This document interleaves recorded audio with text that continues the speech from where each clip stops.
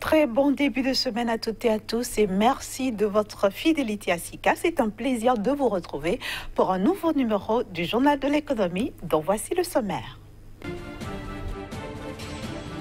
Le Zimbabwe et le Mozambique bientôt reliés par un réseau ferroviaire. C'est dans le cadre du projet Trans-Zambézie piloté par la Chine. Le Cameroun opte pour le gel de tous ses appels de fonds sur ressources extérieures à l'exception de ceux liés à la CAN 2019. Le pays entend ici respecter les exigences du FMI. L'exercice 2017-2018 a été prolifique pour Ethiopian Airlines. Les opérations financières, commerciales et opérationnelles ont enregistré une hausse sans précédent.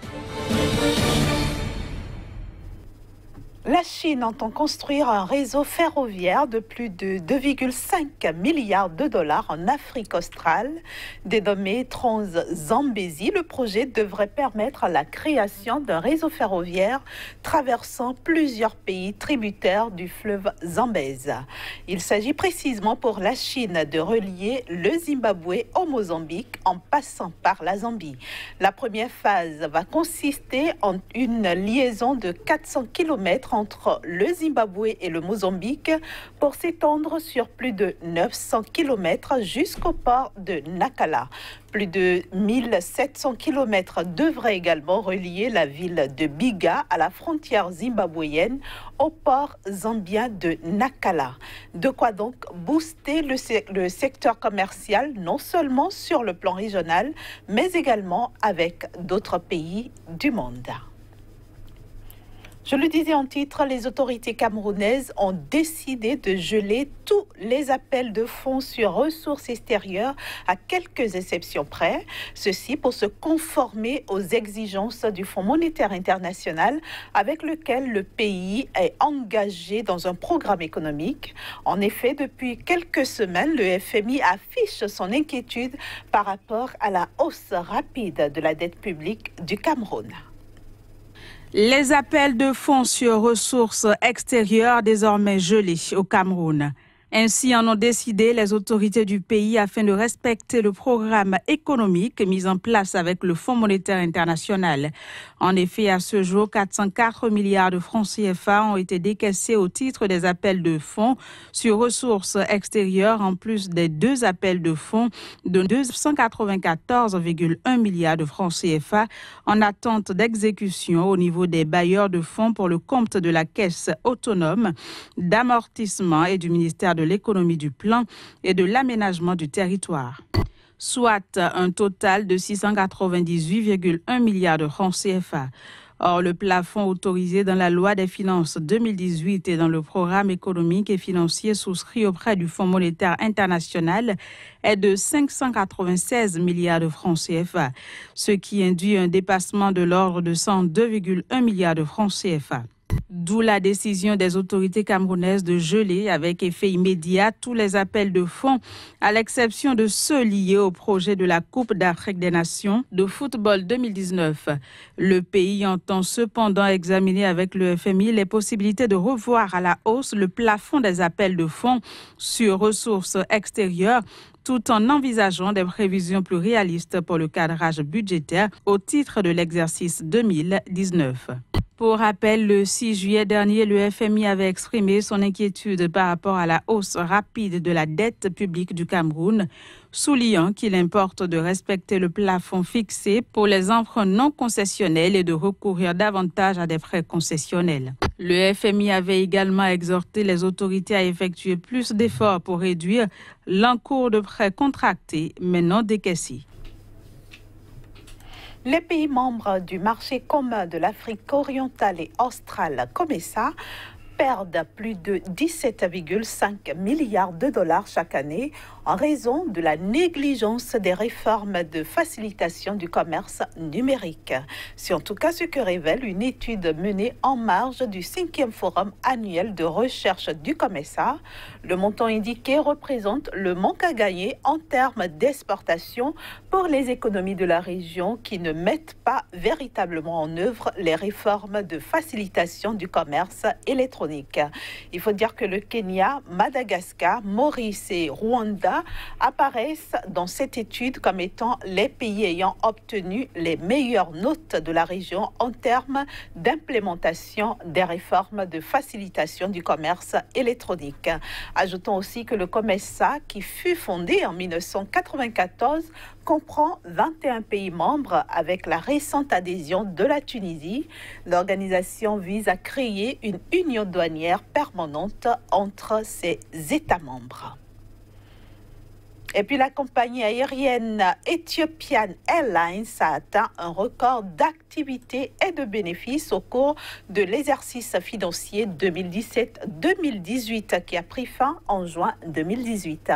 On croit les statistiques publiées par la compagnie, les opérations financières, commerciales et opérationnelles de l'entreprise ont enregistré une hausse sans précédent. Plus de précisions dans ce reportage signé Joël Yetandi.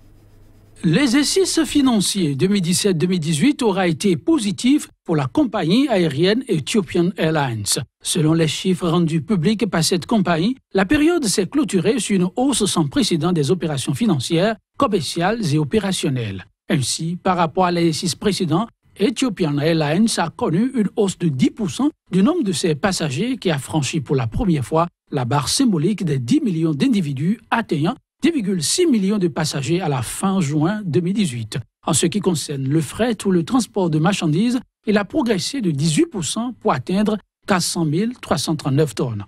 Quant aux revenus d'exploitation, ils ont connu une croissance de 43% par rapport à l'exercice 2016-2017 pour atteindre 3,2 milliards de dollars, tandis que le bénéfice net s'est élevé à 246,6 millions de dollars. Ces performances interviennent dans un contexte où le coût assez élevé du kérosène en Afrique représente un véritable défi pour les transporteurs aériens. Ethiopian Airlines est par ailleurs en pleine phase d'expansion de sa flotte, de ses destinations et de ses activités. En effet, cette compagnie, qui est déjà à la tête d'une flotte de plus de 100 aéronefs, entend disposer de 150 appareils d'ici 2025. Elle compte aussi lancer d'ici la fin de l'année 2018 près d'une dizaine de nouvelles branches sur le continent africain et ouvrir de nouvelles destinations en Europe ainsi qu'aux États-Unis. Direction maintenant l'Érythrée qui tente de reprendre son souffle économique après plusieurs années de conflit. Nous en parlons dans un court instant avec Casimir Pédian. Bonjour Casimir et bienvenue. Bonjour Inès. Alors après 25 ans de conflit, l'Érythrée a-t-il une chance, ce pays a-t-il une chance de reprendre véritablement son souffle économique? Oui, je dirais Inès, oui, parce que la Banque mondiale, le FMI et les autres partenaires techniques et financiers croient donc à la renaissance de l'économie de ce pays-là, à la renaissance de la diplomatie économique, mais aussi à la mise aux normes, donc, d'un certain nombre d'indicateurs macroéconomiques au niveau du pays. Tenez, un pays qui déjà en 2016 a affiché un taux de croissance de 3,8% contre 3,4% l'année qui suit et un peu plus en 2015 ne peut qu'avoir espoir de reprendre le souffle économique lorsqu'on sait que ce pays a affiché donc en 2015 un taux donc d'endettement de 105,8%, on pourrait donc déjà dire que le pays pourrait reprendre la croissance économique car la norme au niveau du continent africain en termes de prévision et de projection tourne autour de 3%. Donc tous les pays qui sont au-dessus de 3% ont une chance donc de s'offrir une certaine aisance économique. Et donc l'Érythrée s'inscrit beaucoup plus dans cette dynamique.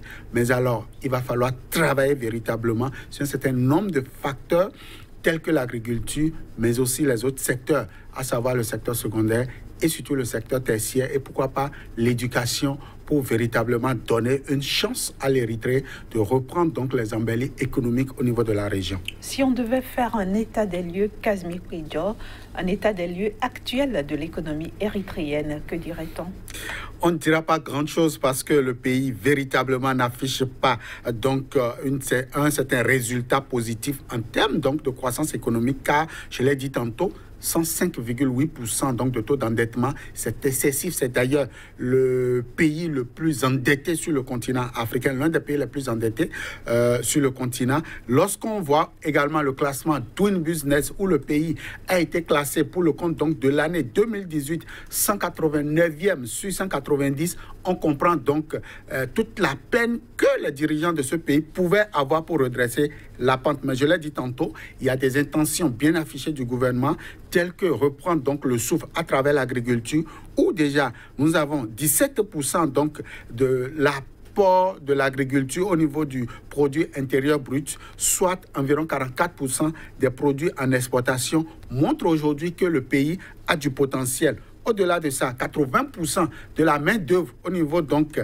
des campagnes au niveau du pays sont employés par le secteur agricole, et ceci montre véritablement qu'il y a quand même de l'espoir lorsque on veut donc changer le paradigme, surtout au niveau politique, mais aussi au niveau sécuritaire, car aujourd'hui, l'Érythrée a une mauvaise image en termes de diplomatie politique au niveau de la région, avec ces conflits à n'en point finir avec le Moyen-Orient, mais aussi avec des pays voisins comme l'Éthiopie et aussi l'Égypte, où on accuse ce pays d'avoir fourni beaucoup plus de terroristes que donc de main-d'œuvre qualifiée pour aller travailler au niveau donc de ces différents pays-là. Donc il va falloir véritablement compter sur le potentiel agricole déjà, et aussi compter sur les embellis au niveau de l'extraction minière, car l'Érythrée, c'est le pays de l'or, c'est également le pays où il y a beaucoup de ressources du sous-sol qui pourront aider donc ce pays à reprendre le souffle. Alors, est-ce qu'on peut comprendre par là, Kazmi Kouidio, que c'est l'agriculture et les mines qui vont permettre aux autorités érythréennes justement de rebâtir une nouvelle chaîne économique? Ni plus ni moins, si ce n'est pas donc ces deux facteurs, parce que la première raison de développement d'un pays, c'est déjà la force physique, mais aussi la force économique à l'interne. Mais au-delà de ça, les partenaires techniques et financiers tels que la Banque mondiale, le FMI, la FAO et toutes les autres institutions du pays comptent accompagner ce pays en termes donc d'autosuffisance alimentaire, en termes d'autosuffisance au niveau donc de la Banque centrale du pays, mais aussi accompagner ce pays en termes de technicité pour changer un peu le paradigme, comme je l'ai dit. L'autre chose qu'on pourrait reprocher à l'Érythrée et qui risque aussi d'être un point positif d'ici à là, c'est l'éducation au niveau du pays. Aujourd'hui, la jeunesse donc de ce pays est beaucoup plus enclin aux scènes de violence, à l'insurrection et autres actes qui ne permettent donc pas au pays d'avancer. Or, les partenaires techniques et financiers ont mis l'espoir sur cette jeunesse, et je crois que oui, on pourra espérer, en dehors donc de l'agriculture et du secteur minier, voir une certaine diplomatie économique de l'extérieur qui pourra donc donner un souffle nouveau à l'économie de ce pays. Finalement, Kazmi Kouidio, s'il vous était donné de faire une projection sur les 10 prochaines années, comment est-ce que vous voyez l'avenir de ce pays, l'Érythrée? L'Érythrée, dans les 10 prochaines années, va taire donc les conflits et surtout reprendre l'angle économique avec un pays comme l'Éthiopie, avec qui il est en conflit permanent jusqu'à présent. L'Érythrée également, c'est un taux de croissance qui va avoisiner les 5% d'ici 5 ans selon les prévisions. L'Érythrée, c'est aussi la bonne relation qui pourrait naître donc de ce pays, où on pourra, à défaut donc de voir la jeunesse de ce pays-là à l'international, on pourrait voir une jeunesse qui a repris donc le chemin des mines, mais aussi de l'agriculture. Enfin, l'Érythrée pourra s'offrir un mieux-être, 3 repas au quotidien, c'est possible. Et donc, il y a de l'espoir pour ce pays, mais avant, il va falloir que les dirigeants puissent travailler sur ces facteurs-là. Finalement, c'est une bonne destination pour les investisseurs. Jusqu'à présent, les investisseurs sont craintifs parce que l'insécurité, elle est galopante au pays, et donc, il va falloir travailler aussi au niveau de l'armée, diminuer donc l'effort de guerre pour l'effort de paix. Je crois qu'avec ces facteurs, les investisseurs pourront fouler le sol érythréen. Merci beaucoup, Kazmi Pédion. Merci donc d'être venu nous parler de l'économie érythréenne. Rendez-vous avec vous mercredi dans un nouveau numéro. Toujours avec le même plaisir. Voilà, chers amis téléspectateurs, ce sera tout pour aujourd'hui. Merci à vous de nous avoir reçus. Mais restez sur SICA, les programmes continuent.